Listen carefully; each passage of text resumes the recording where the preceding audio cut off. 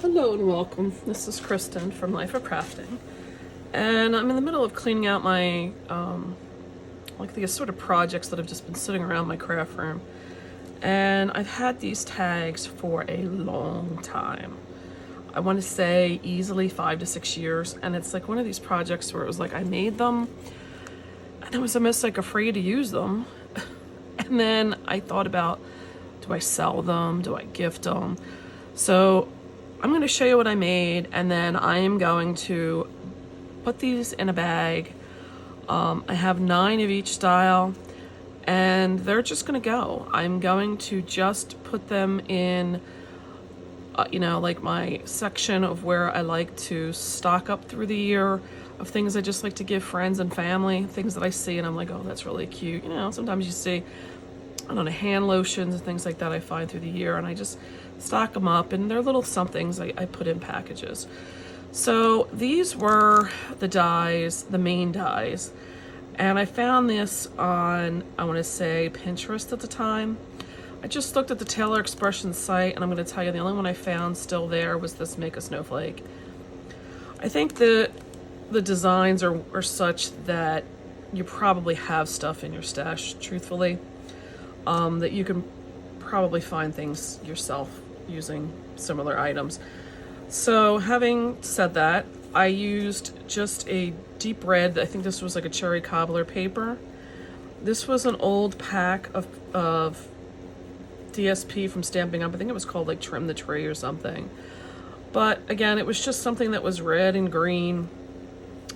The main piece was from this Label Stacklet 3, and you used basically, I think it was the second to largest, yeah. So, people go into this whole like having tag dies. You don't have to. This was a perfect example when I found it of somebody that used what was supposed to be a label. And I did cut out a reinforcer because I was trying to put my ribbons on, and this was just, I went through my ribbons and just found anything miscellaneous I wanted to get rid of. So I just put a reinforcer on the one side, and I think I cut that out of just like any kind of a matching cardstock that was probably left after I die cut these out. So I used the second largest and then the second smallest, however you want to look at it, for those. This particular design used the small layering doily from them. I thought that was a really nice die. I'm again, looking to clear out my stash. I definitely want to make sure if I'm not keeping this, that I'm getting some kind of layering die to keep in my stash for something current, because I liked how you could get, I used it on, I guess just 2 of them. So I used it here, and this is a Spellbinders, I think it was called like Holly Frame, and these little poinsettias were part of that die. I've used this little poinsettia over and over and over again, like a lot of times.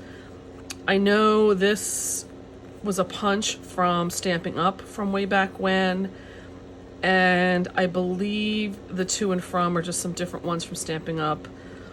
I don't recall the Christmas set. Again, very basic stuff. So that was the first style. The second style used I believe this was a mitten punch that may have been out there, or was a die from Stampin' Up. The buttons were easy to find. I bought a bunch of them off of Amazon.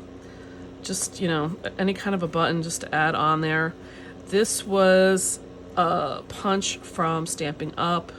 Again, very easy to just add up there, and I did just do some sponging on the edges of the white on these, and some antiquing with brown inks around the edges of these.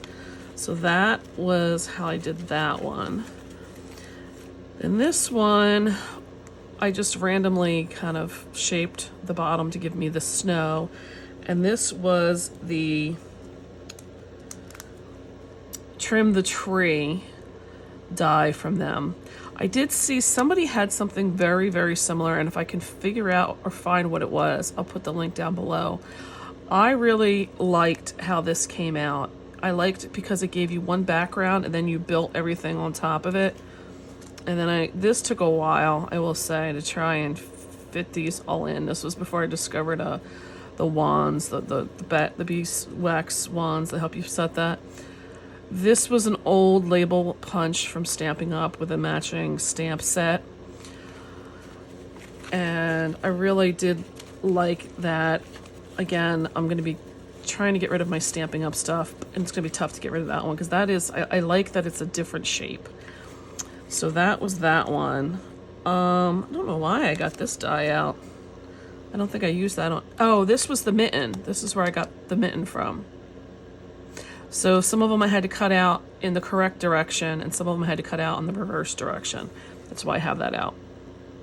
So that was the mittens from there. I thought it was a punch, but it's not. And then this last one was the doily again. This was that same punch from Stampin' Up in the same stamp set. And then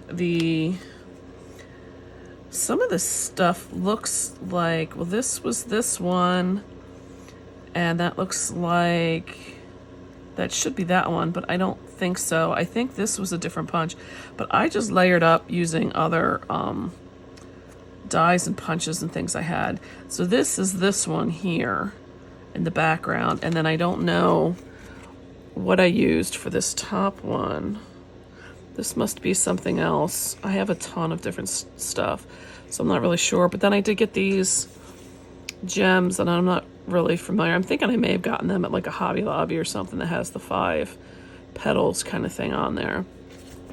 So that was these tailored expression tags that I made, and unfortunately most of this stuff would probably have to be bought off of a place like yeah, like eBay. I will tell you, I've tried to find the matching stamp set for this, and it's been like near impossible. So this is why I'm getting rid of some of this stuff too, because you know, to me, I'm one of them ones like I gotta have everything. If it sells like, you know, stamp and die, I want both, and that bothers me. I don't know why. So hopefully this will give you some ideas how to use up maybe some of the stuff in your craft room. Like I said, there's so many ideas that you could get without or doing something similar without having to have these exact dies. So I appreciate your time, and I'll catch you next time. Don't forget, subscribe down below if you want more inspiration showing up in your feed from me, and would appreciate some thumbs up if you like the products, if you got some inspiration, if it made you think, if it's got you going, whatever it may do, if it's positive, I want to hear about it. Thanks a lot, and I'll catch you next time. Bye.